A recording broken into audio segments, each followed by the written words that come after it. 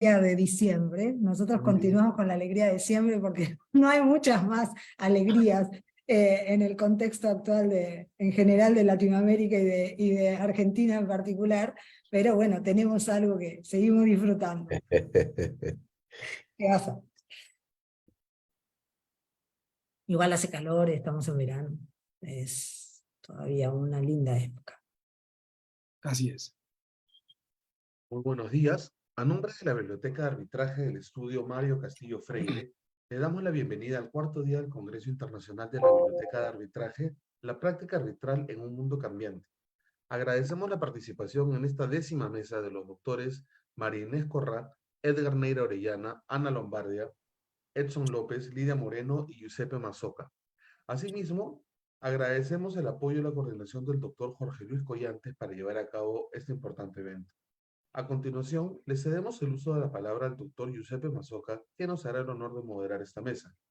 Giuseppe es abogado y profesor de la Universidad Rafael Urdaneta en Venezuela, asociado del área de Dispute Resolution, Litigation and Arbitration de ESIJA Integrum y es coordinador del programa de Internships en Arbitraje Internacional de la misma firma. Participó en el curso de Arbitraje Internacional de Abranza y es cofundador de la Red de Jóvenes de la Asociación Venezolana de Arbitraje. Adelante, doctor. Muchísimas gracias por la invitación y la presentación. Es un gusto para mí saludarlos a todos. Buenos días, buenas tardes, buenas noches, según el horario en que esté cada una de las personas viendo este evento. Para mí es un honor poder compartir este espacio y esta moderación con los panelistas que ya voy a presentar inmediatamente, y también quisiera aprovechar el espacio para agradecer al doctor Jorge Luis, que fue quien me invitó a participar de este gran evento. Entonces, sin más preámbulos, esta mesa está dirigida a abordar básicamente algunas particularidades que existen en el procedimiento arbitral, de lo cual se va a revisar desde diversas perspectivas, ya sea desde la esfera pública, desde la contratación con el Estado, o la contratación privada, e inclusive revisando un poco la participación que pudieran tener algunas instituciones de cara a el procedimiento arbitral, con participación del Estado, y de igual manera pasando un poco transversalmente a la fase final, de inclusive haciendo revisión de algunos temas de compatibilidad frente a la ejecución de los laudos arbitrales. Entonces, sin más preámbulo, presento a cada uno de los ponentes. Inicio con la doctora María Inés Corrá, quien es socia y co-head de las áreas de arbitraje internacional, derecho administrativo y regulación económica de Bond Shield, Argentina. Tiene más de 20 años de práctica en el arbitraje internacional, tanto comercial como de inversión. Es árbitro internacional. María Inés es profesora de arbitraje y mediación en la Universidad Torcuato Di Tella de Derecho Administrativo en la UBA y de Regulación Económica en la Universidad Católica Argentina, y autora de diversos artículos de su especialidad. Es presidenta de la Comisión de Arbitraje y ADR de la ICC Argentina, miembro del Comité Ejecutivo de la Asociación Latinoamericana de Arbitraje, ALAR, y cofundadora y directora de Women Way in Arbitration Latam, entre otras posiciones. Es reconocida como líder de la práctica en sus distintos campos, siendo distinguida como Top Leader en arbitraje por Who's Legal en 2022 y como una de las Most Inspiring Women in Law in Latin America por Latin Lawyer en 2013. Siguiendo con el doctor Neira Orellana. El doctor es abogado en libre ejercicio, socio del Estudio Jurídico Gallegos Valareso y Neira, experto en Derecho Público y catedrático universitario en Derecho Procesal Administrativo, autor de una obra sobre el contencioso administrativo en Ecuador y de varios artículos especializados en temas de arbitraje y derecho público, máster en Derecho Administrativo y experto en litigios arbitrales. Presidente del Instituto Ecuatoriano de Arbitraje, árbitro del Centro de Arbitraje de la Cámara de Comercio de Quito y de varios centros de arbitraje del Ecuador, árbitro del CIADI, recientemente designado por el Gobierno de la República de Ecuador. Paso con la doctora Ana Lombardía. Es directora del Centro Internacional de Resolución de Disputas, que es de la División Internacional de la Asociación Americana de Arbitraje, ICDR y AAA, por sus siglas en inglés, desde el año 2018. Está basada en Miami, Florida, y su trabajo está fundamentalmente centrado en arbitrajes comerciales internacionales con algún tipo de conexión con Latinoamérica y el sur de los Estados Unidos, aunque también administra casos conectados con otros estados de Estados Unidos como California, Europa y Asia. Antes de incorporarse a AAA ICDR, Ana trabajó en el departamento procesal de Uria Menéndez y Marimón Abogados en Madrid. Su interés por el arbitraje internacional motivó que se mudara a Estados Unidos, donde obtuvo el LLM en la Universidad de Miami sobre arbitraje internacional y gracias a una beca internacional del Arbitration Institute. Vivió temporalmente en Nueva York, donde trabajó para ICC y como abogada de arbitrajes comerciales. Está colegiada en Madrid y Nueva York. Participa habitualmente en paneles y conferencias relacionadas con el arbitraje internacional y ocasionalmente ha publicado artículos divulgativos sobre esta materia, siendo el último un artículo sobre las órdenes procesales en arbitraje, incluido la última edición del libro 40 Under International Arbitration, coordinado por Carlos González Juan. Paso con el doctor Exxon López, socio de ESIJA Interon en Guatemala, dirige las áreas de Dispute Resolution y Derecho Educativo, CEO del Grupo Latinoamericano de Asesores para la Educación, CLAE, tiene más de 17 años en la práctica de arbitraje, se ha especializado tanto en arbitraje comercial como de inversión y se ha regido bajo reglas CCI, CENAC, CRESIC, UNCITRAL y ADOC. Es miembro de la Junta Directiva del Centro de Arbitraje y Conciliación de la Cámara de Comercio de Guatemala, CENAC. Ha sido representante de organizaciones mundiales en materia de arbitraje, tales como ICC-YAF, representante de Latinoamérica, Club Español de Arbitraje, cofundador y presidente del capítulo de Guatemala, Arbitrator Intelligence, embajador en Latinoamérica, ICC Institute, representante para Guatemala en proyectos académicos, y es panelista recurrente en toda Latinoamérica en eventos de arbitraje, derecho educativo y tendencias educativas del siglo XXI. Y la doctora Lidia Moreno, profesora contratada, doctora en Derecho Internacional Privado en la UCM, licenciada en Derecho por la misma UCM y premio extraordinario de licenciatura. Doctora en Derecho de la UCM con la tesis titulada La regulación de la energía en los contextos comunitarios europeo y español, los problemas de extranjería en el sector de la electricidad. Muy bien, con esa presentación dicha de cada uno de los panelistas que nos acompañan en este evento, paso entonces a partir la discusión un poco de las preguntas que darán lugar pues a entrar el debate y el detalle, tomando en consideración que cada uno de los panelistas también podrá participar e intervenir del resto de las presentaciones a los fines de que hagamos también el debate un poco más dinámico. Partiendo entonces de la premisa de lo que es el procedimiento arbitral y tratando de identificar algunas de las particularidades que pudiesen identificarse, quisiera en primer lugar dirigir la palabra a la doctora María Inés Corrá, consultándole qué particularidades identifica ella que se dan o tiene el sometimiento del Estado o sus entidades al arbitraje y un poco, pues, circunscribiendo la idea, cuál es la situación que actualmente se da en Argentina. Doctora María Inés.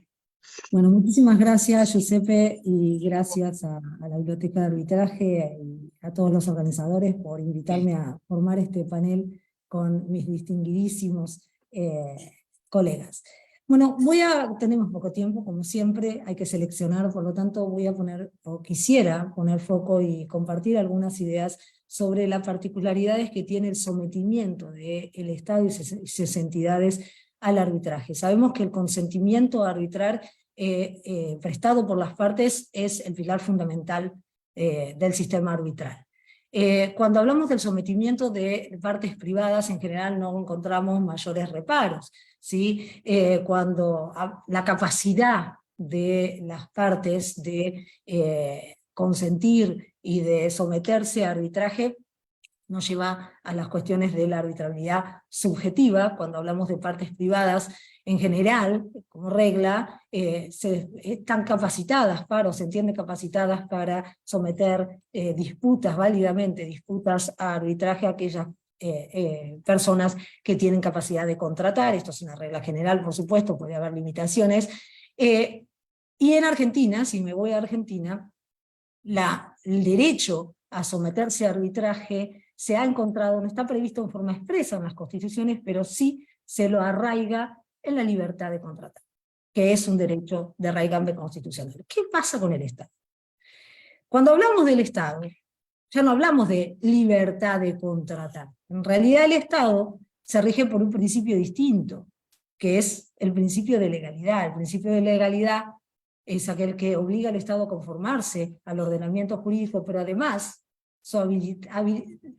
su posibilidad de actuar se encuentra en el ordenamiento jurídico y tiene que tener una habilitación en el ordenamiento jurídico, ¿sí? Esto para lo que es el Estado y sus entidades.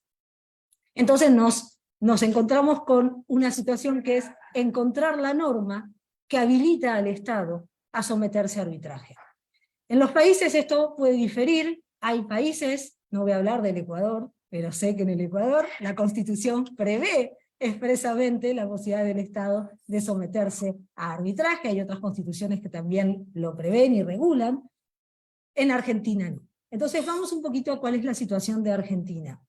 En Argentina la Constitución no prevé expresamente la posibilidad del Estado de someterse a arbitraje, en cambio tiene una norma muy específica que dice que los asuntos en los que el Estado nacional es parte van a ser conocidos por la Corte Suprema y los tribunales federales. Con lo cual en Argentina se planteó hace un siglo atrás el debate sobre si el Estado podía o estaba impedido constitucionalmente de someterse a arbitraje. La Corte también hace un siglo atrás resolvió el debate y estableció que esa cláusula de la Constitución no impedía al Estado, no era un obstáculo para que el Estado se sometiera a arbitraje, que podía válidamente renunciar, ¿sí?, a el fuero federal que estaba allí preestablecido, pero con ciertas limitaciones. Y estas limitaciones son las que han regido y han de algún modo sentado, a partir de la conferencia de la Corte Suprema de Justicia de la Nación, las bases del sometimiento en Argentina del Estado a arbitraje. Y estos son, que haya una ley que lo habilite. Cuando hablamos de ley, hablamos de norma de jerarquía legal, ¿sí? No de norma en general, sino de norma de jerarquía legal. Puede ser una ley formal o lo que en Argentina se admite con misma jerarquía, pero excepcionalmente que son los decretos delegados y decretos de necesidad de urgencia. Pero es una ley, una habilitación por ley. Segundo, se excluyen materias que puedan afectar, ¿sí?, cuando se afectan los atributos de la soberanía, ¿sí?, o los poderes públicos del Estado. Esto es jurisprudencia de la Corte, no vamos a encontrar una norma que diga esto, sino jurisprudencia de la Corte, ¿sí? Y por último, en esa jurisprudencia tradicional, miren que estamos hablando de casos de 1920 en adelante, ¿sí?, establecía que se podía cuando el Estado actuaba como persona jurídica de derecho privado.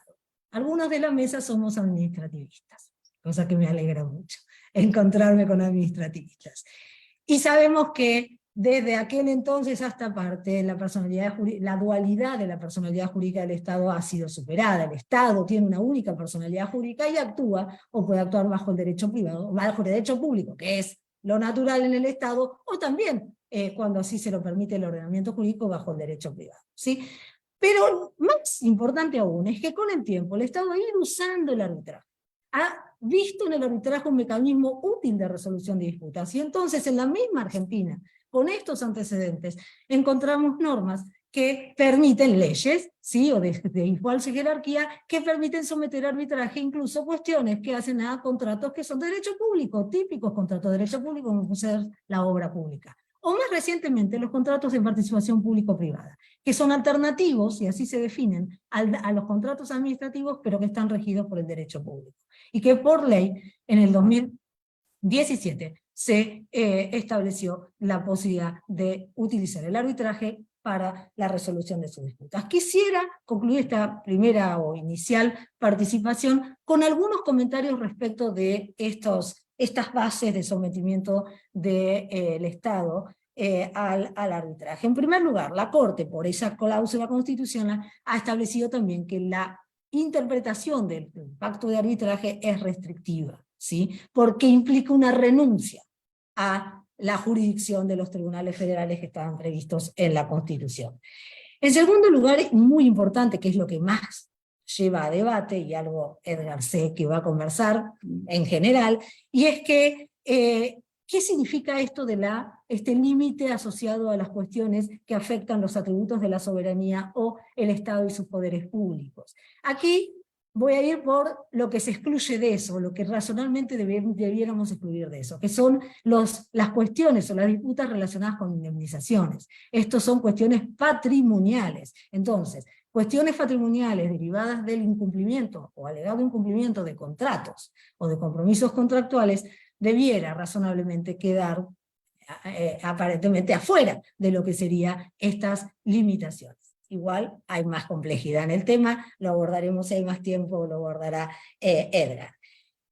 Y lo último que me interesa destacar, ¿cómo se interpreta y aplica los acuerdos de arbitraje, ¿sí?, en los que el Estado es parte? Y acá es muy importante entender que junto al principio de legalidad que hablábamos antes, están los principios generales básicos que también se aplican al Estado, que son los de buena fe, ¿sí?, y lealtad. El Estado debe actuar lealmente y de buena fe, y esto implica cumplir con los compromisos asumidos. La Corte también, Argentina, muy recientemente, en el año 2018, en el caso Estado Nacional Procuración del Tesoro de la Nación, dijo muy claramente al debatirse una cuestión relativa al acuerdo de arbitraje y en un proceso de nulidad, que el Estado estaba obligado a cumplir los compromisos previos voluntariamente asumidos, y que admitir una pretensión de desconocer ese acuerdo, en el caso era un acuerdo que era un pacto arbitral, implicaba, o hubiera implicado, o aceptar eso implicaría convalidar un comportamiento contrario a la buena. Es decir que en la interpretación del sometimiento del Estado al arbitraje y ese acuerdo de arbitraje, y además en su aplicación, son igualmente relevantes los principios de buena fe, y incluso confianza legítima de no volver contra los actos propios, que también aplican, y fuertemente, igual o incluso más uno podría decir, porque debe dar el ejemplo al Estado. Bueno, concluyo aquí porque tenemos poco tiempo, y feliz de debatir estas cuestiones y otras con ustedes. Muchísimas gracias, doctora. Y precisamente pues tratando de seguir un poco la línea de lo que en Argentina se regula, y evidentemente esta necesidad de que exista el sometimiento expreso y esa renuncia por parte, el entendimiento de la renuncia que se da frente a las contrataciones con Argentina, le quisiera consultar al doctor Edgar qué particularidades entonces identifica cuando el sometimiento se basa o se constituye por la contratación con el Estado, cuando existen, qué elementos particulares puede identificar cuando en el Ecuador el Estado ecuatoriano o un ente de derecho público pues precisamente interviene como parte de un proceso arbitral sujeto a la ley doméstica. Doctor Edgar, por favor. Muchas gracias, Giuseppe. En primer lugar, quisiera agradecer al Congreso Internacional de la Biblioteca de Arbitraje por esta invitación y por distinguirme con el honor de compartir algunas ideas sobre el arbitraje en Ecuador con tan distinguidos panelistas. Creo que esta mesa tiene una especial connotación porque vamos a tratar temas de derecho público y de derecho privado al mismo tiempo. Y quisiera seguir en la línea de María Inés para exponer algunas particularidades del arbitraje en mi país. Creo que es importante mencionar que la ley de arbitraje de Ecuador se expide en septiembre del año 97. El texto en vigencia es, por tanto, el del año 1997, que fue redactado bajo auspicio e inspiración de la ley modelo de la CENUDMI en su versión del año 1985. La codificación que se hizo de nuestra ley en el 2006 no altera sus contenidos. Dicho esto, entonces, ¿qué trae la ley ecuatoriana en lo relacionado con los arbitrajes con partes estatales? Algo que ha sido una experiencia, creo yo, compartida por otros ordenamientos jurídicos, tal como lo ha expuesto muy bien María Inés. Es posible arbitrar controversias con el Estado cuando el objeto de la disputa sea de naturaleza contractual, y esta restricción a la materia litigiosa que se circunscribe a la que se origina en contratos deriva de aquello que prevé el artículo 1 de nuestra ley. Se pueden someter a arbitraje las materias que sean susceptibles de transacción. Adicionalmente a la norma de la ley ecuatoriana, la Constitución de la República del año 2008 prevé en el artículo 190 la sujeción del Estado en temas que se relacionen con contratación pública. La sujeción al arbitraje, quiero decir. Bien, dicho esto, entonces, quisiera referirme también al hecho de que el Código Orgánico Administrativo que rige en Ecuador desde el año 2017 señala en el artículo 89 que la actividad administrativa formal se expresa a través de actos administrativos, actos de simple administración, hechos administrativos, actos normativos o reglamentarios y contratos administrativos. Entonces, de esta diversa manifestación de voluntad formal de las administraciones públicas, se desprenderá que no toda controversia con ellas, con esas administraciones, tendrá una naturaleza contractual, porque hay otros ámbitos de relación jurídica no contractuales que comportarán el ejercicio de una potestad administrativa, naturalmente pasibles de un control de legalidad a cargo de tribunales especializados en la materia administrativa y no los tribunales arbitrales. Por ello es que el artículo 4, literal B, de la Ley de Arbitraje y Mediación pone un énfasis especial en esta limitación cuando dispone que la relación jurídica a que se refiere el convenio arbitral suscrito por una entidad pública deberá ser de naturaleza contractual. Ni siquiera dice de naturaleza patrimonial, porque hay temas indemnizatorios, por ejemplo, de responsabilidad extracontractual del Estado, que bajo esta regla quedan absolutamente excluidas y que, comparto la inquietud de Marínez, deberían ser también materia arbitrable. Entonces, a partir del artículo 4, literal B de la Ley de Arbitraje y Mediación y del artículo 190 de la Constitución de la República, que señala que en la contratación pública se procederá con, o se admitirá arbitraje en derecho, una primera conclusión, que yo diría epidérmica, sería que en un arbitraje en ningún caso podría ser materia de litigio una actuación administrativa, ni nada relacionado con la legalidad de esas actuaciones, pues no siendo materia transigible, no podría concluirse válidamente, no podría constituirse válidamente el objeto controvertido en un proceso arbitral sobre estas materias. Por ejemplo, las controversias que surgen de un acto administrativo, de la aplicación de un reglamento, quedan excluidas del arbitraje. El problema surge cuando en el marco de la relación contractual se expiden actos administrativos o reglamentos, y esto sí ha sido recurrente en nuestro país. Entonces encontramos que aquella conclusión que me permití enunciar hace un momento, del alcance limitado del artículo 4, literal B de la Ley de Arbitraje, pues es una conclusión que se desliza en las nubes de la legislación positiva y que es un error ese ímpetu bien intencionado de quienes abrazan la teoría kelseniana y que les lleva a pensar que para solucionar los problemas basta con una cuidadosa enunciación de reglas. Y en la vida de los conflictos jurídicos, sin embargo, la realidad, y la realidad ecuatoriana así lo ha dicho, se ha presentado un poco más compleja y la práctica frecuentemente da un tingazo a los castillos de naipes de estas disquisiciones constructivistas de los legisladores. En este sentido, entonces, ¿qué ocurre cuando en la relación contractual esa relación ha venido condicionada por un acto administrativo que se expide durante la ejecución del contrato y afecta a los derechos de un contratista? O una resolución de terminación unilateral de contrato, o cuando los derechos del contratista del Estado quedan afectados por la expedición de un reglamento. El artículo 4, literal B de la Ley de Arbitraje, como decía hace un momento, presenta un texto rígido a este respecto, que está divorciado de los eventos prácticos que pueden presentarse.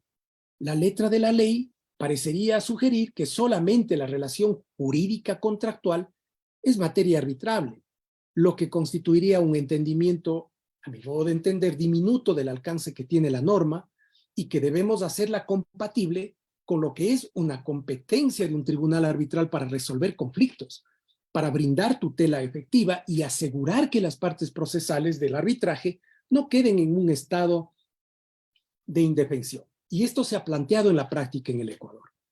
El texto de la Ley de Arbitraje ha dado lugar a algunas disquisiciones, a una corriente que ha pretendido sustraer del arbitraje un segmento importante de conflictos que se presentan en la práctica para impedir que los árbitros den una solución apropiada al conflicto de que se trate. Porque si en la relación contractual se dice existen actos administrativos o reglamentarios, entonces un tribunal arbitral en el Ecuador no podría decidir el conflicto por cuanto ya se estaría ante una actuación administrativa no transigible que no les autoriza a los árbitros a resolver. Me pregunto, ¿será este un criterio ajustado al derecho, a la justicia y acaso al sentido común? Mi respuesta es francamente negativa. Los árbitros deben tener una facultad propia del juzgador en derecho que les permita decidir el conflicto en su integridad, con todos los aspectos que están involucrados en la relación contractual. De otra manera, se estaría afectando el derecho de defensa, la tutela efectiva y la jurisdicción convencional acordada en un convenio quedaría burlada, plasmada en el papel, si es que la parte procesal decidiera sustraerse del arbitraje mediante la expedición de un reglamento de un acto administrativo que afecte al derecho de su contraparte procesal. En otras palabras, la entidad del sector público que se somete a un arbitraje en Ecuador reconoce que en virtud del convenio ha aceptado la competencia de los árbitros para resolver cualquier disputa sobre todas las actuaciones administrativas que tengan relación con esa relación jurídica contractual sometida a su conocimiento. El derecho no consentiría otra conclusión que la que acabo de enunciar. El presidente de Ecuador, Guillermo Lasso, en su propósito de dar una señal a favor de los inversionistas privados y en pro del arbitraje cuando de disputas con el Estado se trata, dictó en agosto de 2021 un reglamento a la ley de arbitraje. Y con buen criterio, en mi opinión, acertó en reconocer este problema, dándole una formulación apropiada que, en mi opinión, va en la línea de la voluntad del legislador constituyente y de quien dictó la ley de arbitraje en el año 97.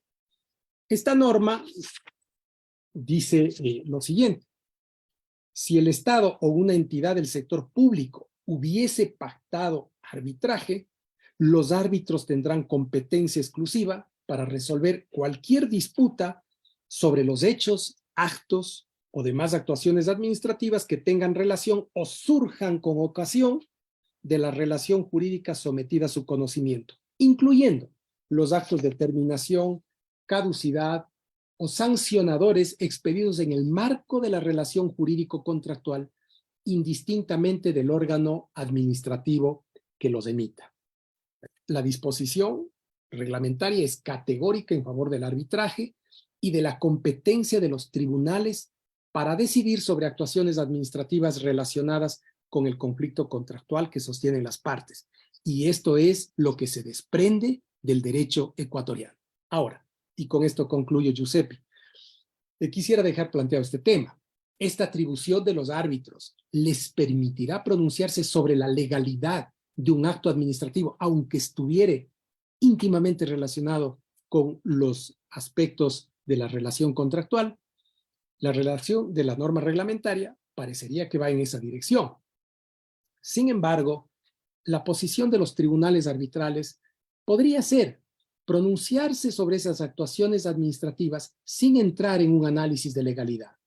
Podrían enderezar su motivación para establecer si es que tales actuaciones administrativas, por ejemplo, son o no conformes a las obligaciones contractuales que le vinculan al Estado, sin entrar en un examen de legalidad. De manera que una actuación administrativa manifiestamente violatoria del contrato, con independencia a si viola o no viola la ley, sería inoponible a la parte no estatal. Con ello, el tribunal puede hacer justicia en el caso concreto, preservar la validez del laudo que dicta, vacunándolo de esta discusión y resolviendo que el acto administrativo o el reglamento, siendo violatorio del contrato, no puede ser eficaz, con independencia de los aspectos de legalidad. Pero esto simplemente dejo para la discusión en esta mesa y les agradezco a todos la bondad de haberme atendido. Muchísimas gracias, doctor. Y precisamente pues siguiendo un poco la línea y la identificación de cómo al final se van generando pues los planteamientos y las cuestiones relacionadas a cómo debe desarrollarse ese procedimiento o qué particularidades se van identificando en cada una cuando existe esta participación desde un punto de vista ya estatal. También quisiera aprovechar este espacio y este foro para también consultarlo y plantearlo desde el punto de vista ya institucional. La idea también es aprovechar la identificación de las particularidades, no solamente una visión estatal, pasamos también por la visión institucional. En este caso, quisiera consultarle a la doctora Ana Lombardía, pues precisamente si en ICDR han administrado arbitrajes donde precisamente han participado entidades públicas, gubernamentales o directamente contra estados, y adelantadamente, si su respuesta es sí, también quisiera consultarle qué particularidades usted ha identificado pues precisamente en este tipo de casos. Muchas gracias, doctor. Muchas gracias, Giuseppe. Quería darte las gracias a ti, al estudio Mario Castillo Freire y a Jorge Luis Collantes por invitarme a participar. Estoy impresionada con lo que hemos escuchado hasta ahora e interesantísimos comentarios de los otros panelistas y de lo que me queda por escuchar. Pero bueno, sí, contestando a tu primera pregunta, sí, sin duda. Aunque el grueso de nuestro trabajo y de nuestra carga de asuntos suelen ser arbitrajes comerciales entre empresas privadas y particulares, o entre empresas. Tenemos un número importante de casos en los que interviene ya sea entidades de derecho público o estados soberanos. Generalmente suelen venir a través de 3 vías, me atrevería a decir. La primera son disputas comerciales que nacen entre compañías y empresas privadas, generalmente extranjeras, y entidades de derecho público, y nacen normalmente de contratos públicos, contratos de concesión, concursos, donde se incluye un convenio arbitral que se remite al Centro Internacional de Resolución de Disputas. Otras veces vemos disputas comerciales o de inversión contra estados soberanos, fundamentalmente nacidas de contratos en los que una de las partes, que otrora era una entidad privada, ha sido expropiada o ha sido intervenida por un estado. También vemos disputas comerciales de inversión contra estados soberanos que dan lugar a arbitrajes ad hoc, sometidos a las reglas UNCITRAL, pero nosotros como institución podemos administrar casos conforme a las normas UNCITRAL. Entonces muchas veces, a pesar de tratarse de arbitrajes ad hoc, las partes acuden a nosotros para prestarles cierta asistencia. A lo mejor no administramos el caso como un arbitraje institucional, pero les asistimos en ciertos aspectos, ¿no? Por ejemplo, les damos una lista de árbitros o les ayudamos con el nombramiento para que hagan las revelaciones sobre posibles conflictos de interés. Ahí nuestra intervención puede ser un poco más limitada. Y finalmente me acordaba el otro día de que, sobre todo hace más tiempo, pero ICDR en tanto sección nacional de la Comisión Iberoamericana de Arbitraje Comercial, decía, en ocasiones hemos recibido casos en los que hay arbitrajes contra un Estado soberano o contra una entidad de derecho público. Hasta hace relativamente poco, ICDR era la institución que administraba este tipo de casos en exclusiva. Ahora esto se ha modificado, pero tanto que ICDR sigue siendo sección nacional para Estados Unidos, todavía podía en algún caso asignarse por parte de la comisión algún caso para que nosotros lo administráramos. Eso suele ser digamos, la fuente o por donde el origen de dónde nos vienen a nosotros típicamente esos casos. Lo que más he visto suelen ser contratos públicos o acuerdos entre entidades y entidades públicas en el marco de una contratación, una concesión, este tipo de cosas, ¿no? ¿Qué particularidades he detectado en estos casos? Bueno, para la preparación de esta charla estuve revisando algunos de esos contratos. Entonces, bueno, en general tiene unas características de este tipo de contratos muy particulares. Si bien, por ejemplo, un contrato de infraestructura ya es de por sí complejo entre dos entidades privadas, cuando se incorpora la participación de una entidad de derecho público, hay un añadido de complejidad, ¿no? Son pliegos con condiciones muy exhaustivas, contratos muy complejos, muchas veces intervienen consorcios, hay multitud de partes diferentes, muchas veces de nacionalidades distintas. Muchas veces se presenta dentro del contrato una serie de limitaciones, ya sea regulatorias, ya sea presupuestarias. Por ejemplo, una cosa que me llama la atención es que yo estaba absolutamente acostumbrada a ver en estos contratos que hay una limitación de los honorarios que puede percibir el tribunal arbitral. Y el otro día, comentándolo con, no me acuerdo, con alguien, les llamaba la atención, pero sin embargo a mí yo lo veía como algo perfectamente lógico. Es decir, al contratar con una entidad pública existen unas restricciones presupuestarias. No pueden, o sea, lo que se busca de alguna manera es cierta predictibilidad, certeza y que no haya sorpresas a lo largo del camino, ¿no? Y si además el abono de honorarios a un tribunal arbitral o a una institución está sujeto a restricciones presupuestarias año tras año, tiene todo el sentido desde mi punto de vista que se limitara el importe de honorarios, ¿no? Existen muchas veces en estos contratos procesos internos que, bueno, esto seguramente lo sabrá muchísimo mejor, pero parecían procesos como internos, por ejemplo, de sanción, que se insertan en el contrato de alguna manera. Por otro lado, también muchas veces estos contratos se alcanzan para proyectos que son muy prolongados en el tiempo, con lo cual se establece la posibilidad de ir revisando periódicamente determinadas cuestiones, se van añadiendo anejos y de repente a lo largo de los años se plantea una disputa y hay distintas cuestiones dispersas a lo largo de varios anexos, añadidos, etcétera, ¿no? En general se trata de contratos que están sometidos a una auditoría y a una intervención muy estricta, son contratos públicos, el escrutinio que reciben es muy fuerte precisamente por lo que decía María Inés, de estar sometidos al principio de legalidad y porque tienen que ser transparentes y despejar cualquier atisbo de posible corrupción o de arbitrariedad o cosas así, ¿no? Con respecto a los convenios arbitrales específicamente, la parte específica del contrato que hace referencia a la resolución de disputas, generalmente suelen remitirse a la ley de arbitraje del lugar en que la entidad pública opera, también a otras leyes administrativas que facultan a la administración precisamente para someter sus disputas o determinadas cuestiones a arbitraje. Muchas veces se trata de cláusulas que son muy complejas, extensas, que incluyen la remisión a una mediación obligatoria, a un proceso de amigable composición, que no es lo mismo.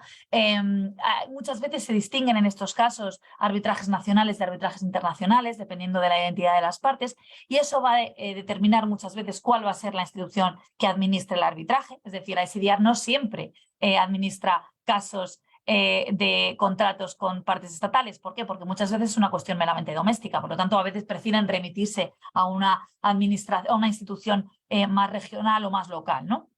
Y luego, en relación con lo que comentaba Edgar, también es verdad que he visto, leyendo ayer algunas cláusulas, que se delimita efectivamente el ámbito del convenio arbitral, generalmente para excluir del mismo cualquier actuación de la entidad pública que lleve a cabo en virtud de ciertas facultades excepcionales para llevar a cabo actos administrativos, precisamente por entender que determinados actos administrativos precisamente quedan sujetos a la jurisdicción contencioso administrativa.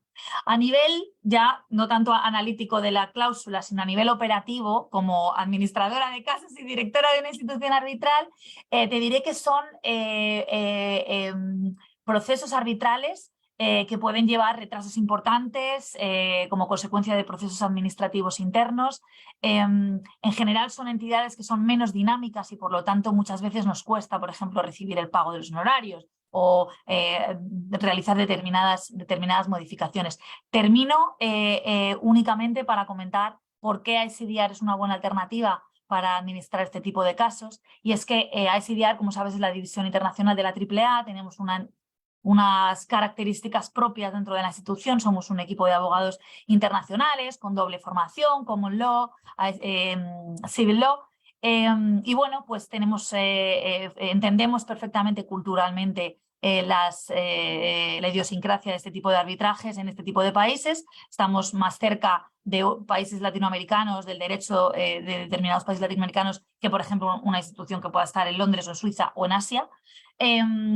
Estamos en una zona cercana, por ejemplo, para servir de puente entre Estados Unidos, Canadá y Latinoamérica, entre Europa y Latinoamérica. El roster de árbitros que tenemos internacional, que son árbitros de todo el mundo, está perfectamente preparado para hacer frente a este tipo de eventos. Es un proceso de aplicación o de postulación complejo y difícil. Y no tenemos tampoco que encomendarnos a ninguna entidad u organismo nacional, ¿no? O sea, la neutralidad en ese caso se refuerza, ¿no? Y bueno, nuestro reglamento incorpora prácticas de arbitraje internacional y a nivel de costos y de tiempo, ICDR sigue siendo comparativamente, según los últimos estudios realizados, una de las instituciones menos caras y más rápidas en la resolución de disputas. Así que bueno, dejo a lo mejor en el chat el enlace a este estudio por si quisierais verlo, pero en principio no tengo nada más que comentar. Gracias. Muchísimas gracias, doctora. Sobre todo, pues precisamente tratando de revisar también la visión institucional, como lo comentábamos al principio de la mesa. La idea es pues pasar y dar una mirada desde un punto de vista inicialmente estatal, luego institucional, y quizá también un poco circunscribirlo también al sector privado, ¿no? Al derecho desde el punto de vista ya de la contratación privada, e identificando incluso, como lo veníamos trazando en un principio, muchas veces, y creo que la regla primigenia se basa en que los arbitrajes a los cuales se somete el Estado precisamente se dan por ese sometimiento expreso de esas contrataciones mediante las cuales pues pactan que el arbitraje sea el mecanismo, y tratando de tomar un poco esa visión de esa autonomía de la voluntad, o más que la autonomía de la voluntad, esa expresión de querer someterse al arbitraje. Quisiera consultarle al doctor Edson desde la otra perspectiva ya, desde la contratación privada, si en el caso puntual de Guatemala, existe, por ejemplo, particularidades con referencia a que pueden haber, por ejemplo, sometimientos de arbitrajes de carácter forzoso, desde ya una perspectiva totalmente diferente. Doctor Edson. Gracias.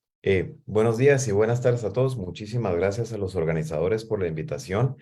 Y yo me siento hasta este punto como el elemento exótico del panel porque yo les voy a presentar una tesis o yo les voy a exponer algo completamente distinto a lo que ustedes han escuchado hasta este punto.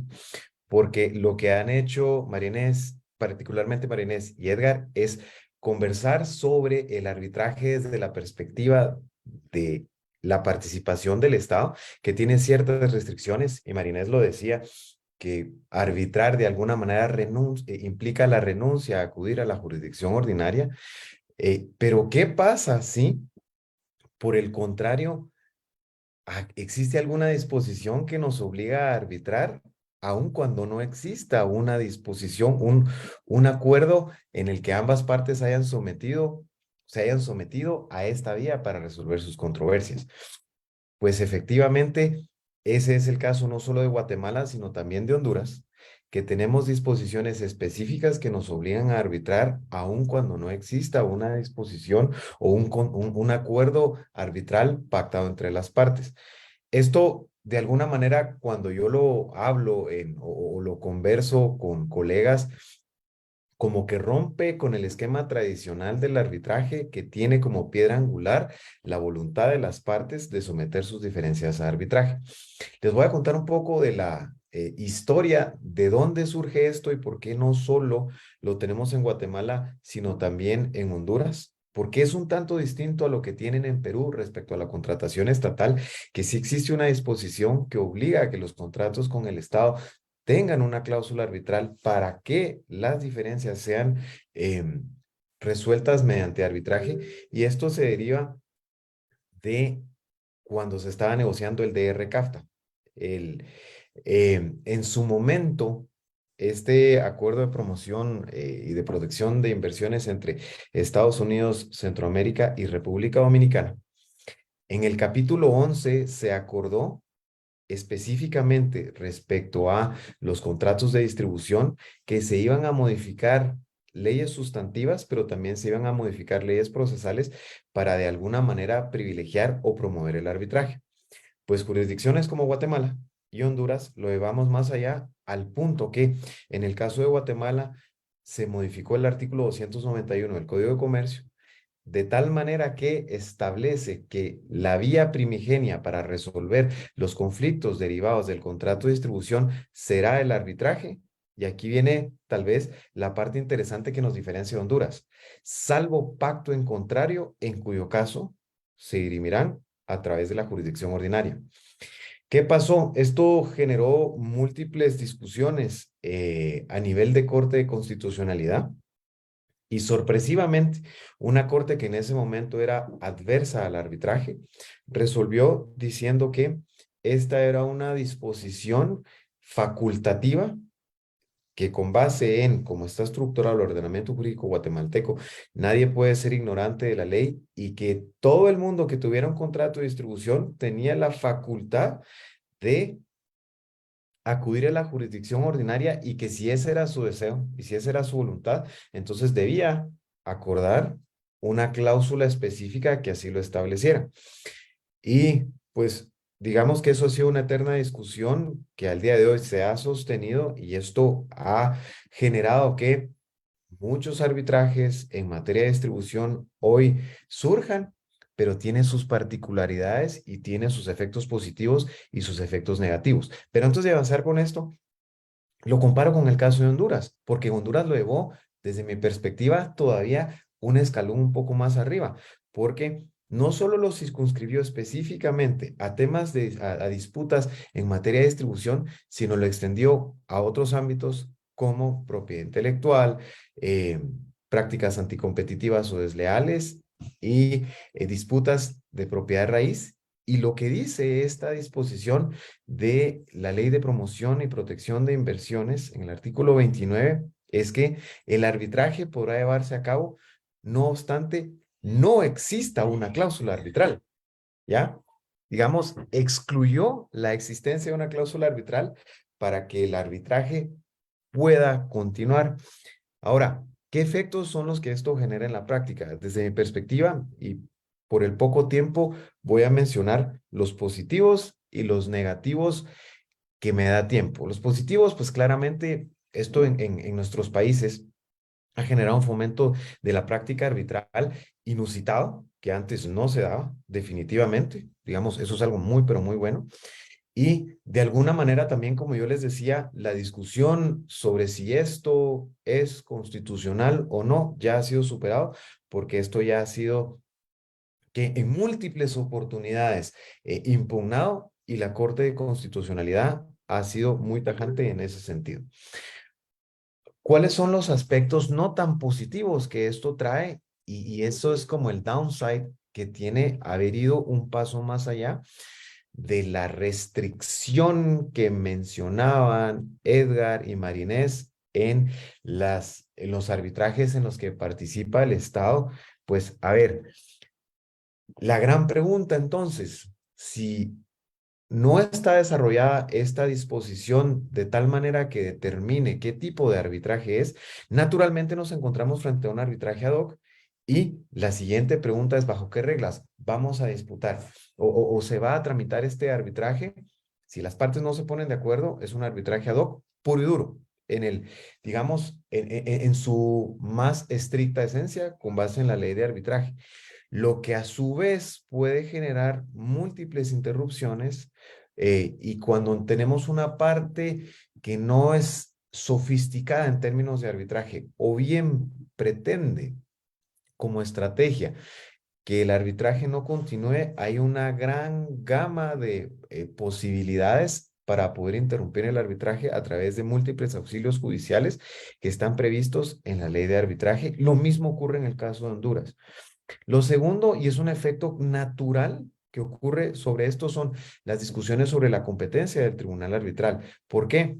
Porque el punto toral de esto es, no tengo un contrato, no tengo una cláusula arbitral por escrito, pero también puedo no tener inclusive un contrato por escrito, sino es un contrato verbal que tiene que ser encuadrado como un contrato de distribución y entonces surge que la posibilidad de, ¿es un contrato de distribución o no es un contrato de distribución? ¿O es un contrato solamente de macroventa, que es distinto a la naturaleza o las características son distintas a un contrato de distribución? Y ahí, de nuevo, surgen las múltiples objeciones a la competencia del tribunal arbitral y que normalmente se llevan hasta el final y se resuelven en el laudo, en donde se resuelve la competencia del tribunal arbitral basado en la naturaleza del contrato, por un lado, y por otro lado, también el fondo de la controversia. Y ya para ir aterrizando en un minuto, pues la gran duda es, ¿cómo lo voy a ejecutar? Si yo tengo un laudo favorable, ¿cómo lo voy a ejecutar internacionalmente en otra jurisdicción basado en la Convención de Nueva York que me obliga a mí a presentar una copia de la cláusula arbitral?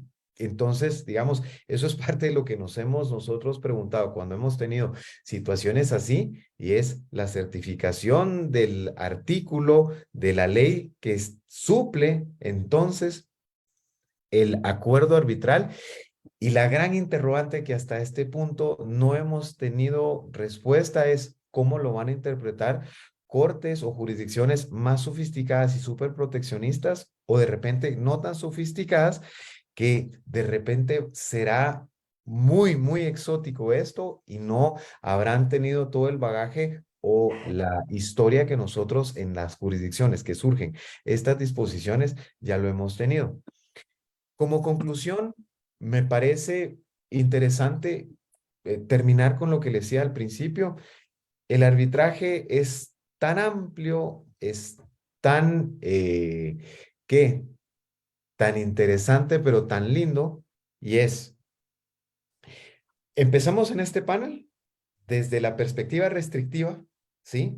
De la renuncia que implicaba a la jurisdicción ordinaria cuando interviene el Estado como una de las partes, y nos fuimos hasta la renuncia a la jurisdicción ordinaria por disposición de la ley, por imposición del arbitraje como mecanismo para resolver controversias. Dicho esto, tal vez la recomendación que yo les diría es, uno, pues tener en cuenta que el arbitraje es sumamente amplio.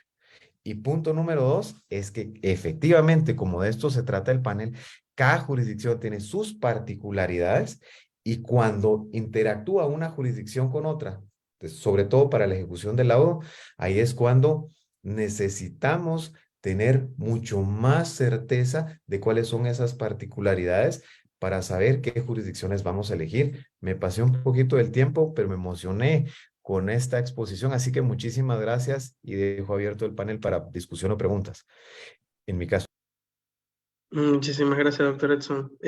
Pues precisamente creo que ese es el enfoque de hablar de particularidades, de identificar no solo quizás el punto de vista procedimental, sino incluso de la legislación en sí misma. Creo que al final atender a cada uno de los elementos que se han identificado en la mesa, pues precisamente abren discusión y lastimosamente pues el tiempo no nos da lugar a que podamos abordarlo con mayor profundidad, pero sí creo que al final dejar el planteamiento al debate da el propósito, pues, precisamente de haber constituido esta mesa con ustedes como panelistas. Y ya, pues, en ese sentido, ya pasando un poco desde el punto de vista de identificar la contratación estatal, identificar desde el punto de vista institucional algunas particularidades e inclusive el carácter forzoso que puede darse en Guatemala con los contratos de distribución respecto del arbitraje, quisiera cerrar, pues, con un aspecto final y que, bueno, creo que es el discurrir de todo el procedimiento arbitral, que lo que busca al final pues es efectivamente la emisión de un laudo, la emisión de una decisión arbitral que permita pues determinar pues las obligaciones que aplica o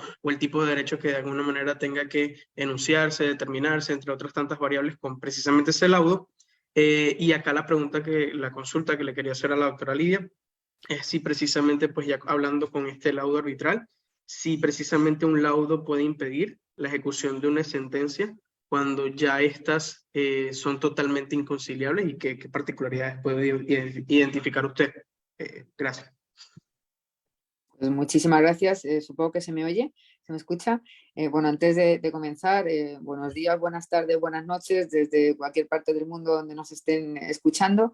Yo antes de empezar me gustaría agradecer, como no puede ser de otra manera, a los organizadores por haberme dado la posibilidad de participar en esta sesión. Agradecimiento que hago extensivo al profesor Mario Castillo y a Jorge Luis Collantes y, por supuesto, como no puede ser de otra manera, a los panelistas, a los que yo acompaño y no me acompañan, ya ahora explicaré por qué, y también al moderador, ya que me incorporé a esta mesa en el último momento y no estaba prevista mi presencia y por lo tanto solo puedo estarles eternamente agradecida. La verdad es que muchísimas gracias por haberme dado un huequecito para estar con ustedes, haber escuchado intervenciones tan interesantes y bueno, voy a aportar mi granito de arena, que desde luego ya digo es un granito y nada más. En cualquier caso, también quería felicitarles por tratar aspectos jurídicos, como se están haciendo en los diferentes días, aspectos jurídicos tan interesantes como es en estos momentos, en la actualidad y en el futuro, la resolución extrajudicial de conflictos a través del arbitraje, aunque bueno, hay también otras vías, la mediación, la conciliación, se han aludido a algunos de ellos. Creo que es una materia que a día de hoy no puede desconocerse ni en los planes de estudio de las universidades, ni en cursos o másteres o posgrados de alta especialización, porque cualquier operador jurídico sí o sí tiene que conocer cómo funcionan estos instrumentos. Si me permiten, yo les voy a compartir una presentación que he elaborado un poco para el seguimiento de mi intervención. No quiero tampoco dilatarme demasiado. No sé si me deja o no me deja. Vamos a ver si puedo.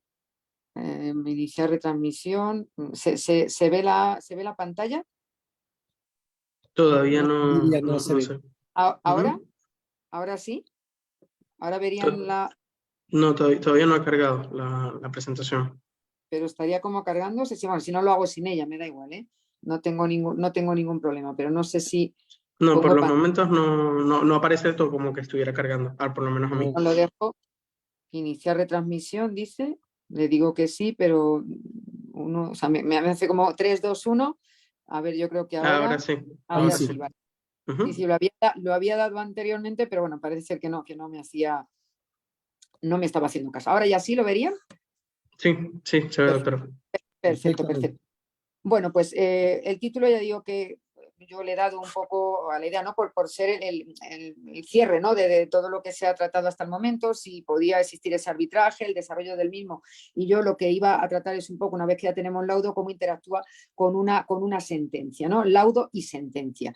En este caso, bueno, pues yo he preparado una serie de cuestiones que eran los que quería, ya digo, partiendo de esa premisa, ¿no? De cómo se relacionan, de cómo conviven una sentencia y un laudo arbitral. Hace referencia a la sentencia del Tribunal de Justicia, por tanto me voy a referir a la Unión Europea, esto es a las soluciones que se van a dar a esta cuestión en 27 Estados miembros, ¿de acuerdo? Esa va a ser la zona geográfica a la que yo me voy a circunscribir. La sentencia que trae causa de esta cuestión que yo voy a abordar es de 20 de junio de 2022, aquí tienen los datos por si estarían interesados en hacerse con ella, y ha sido dictada como consecuencia del caso Prestige. Ahora me aludiré a una serie de mínimos datos para que puedan contextualizar a qué me estoy refiriendo.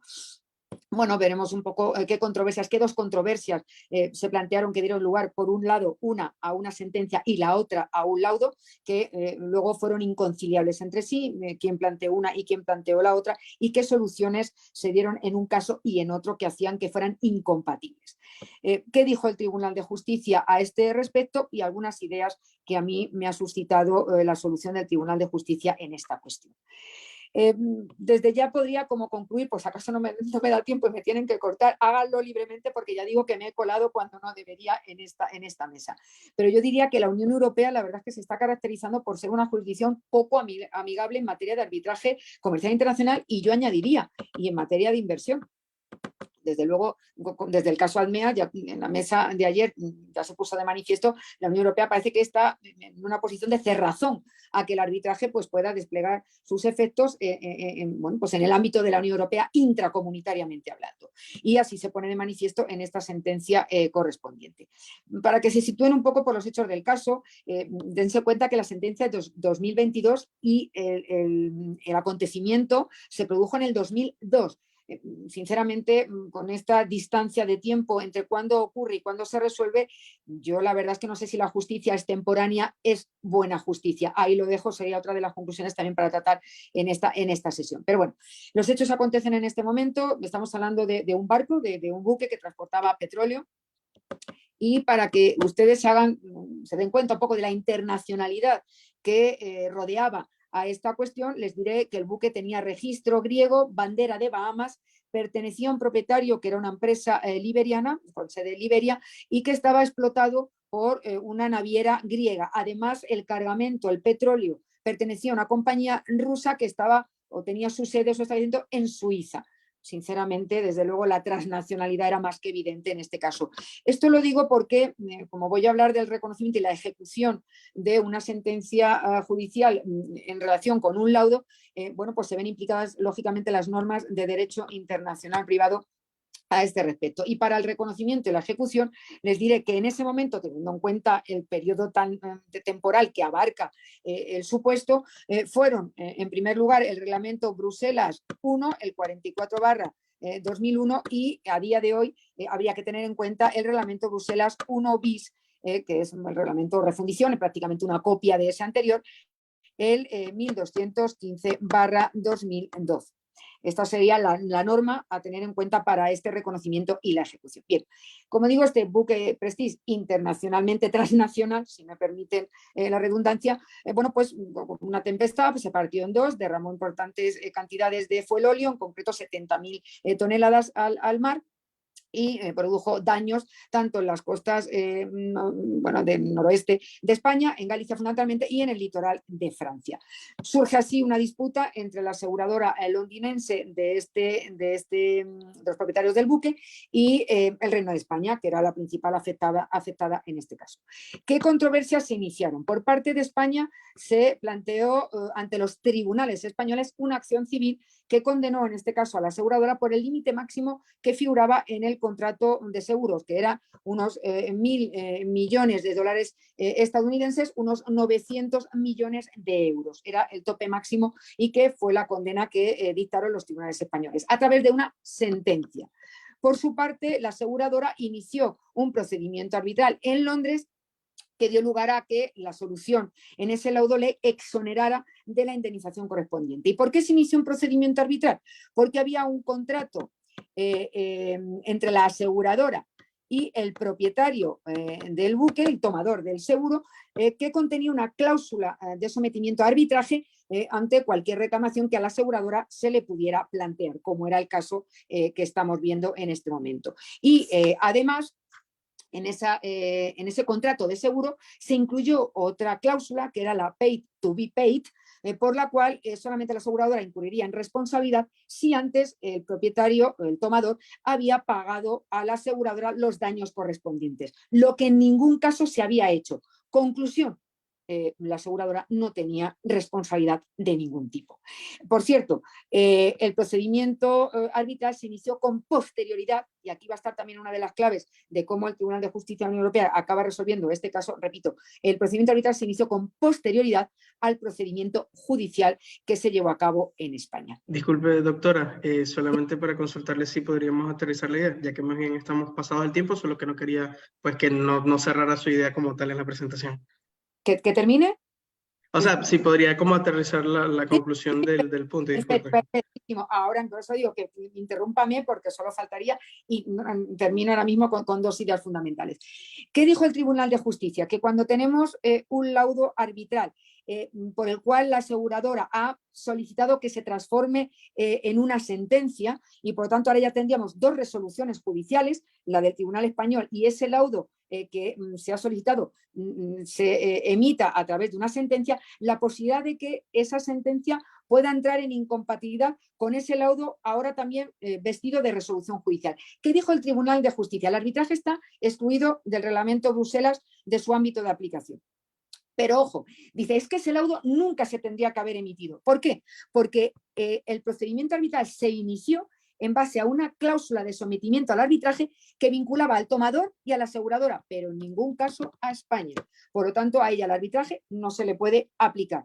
Y por otro lado, se tendría que haber tenido en cuenta las normas de litispendencia, esto es, para haber adoptado esa resolución judicial en los términos del laudo. ¿Por qué? Porque el procedimiento arbitral se inició con posterioridad a la sentencia española. Por lo tanto, la conclusión definitiva es que el laudo no pudo evitar el reconocimiento de la sentencia española y, por lo tanto, finalmente la aseguradora tuvo que pagar la indemnización correspondiente. Nada más, perdonen, reitero mi agradecimiento por haberme dejado intervenir en una mesa que no me correspondía y, bueno, quedo a disposición. Muchísimas gracias.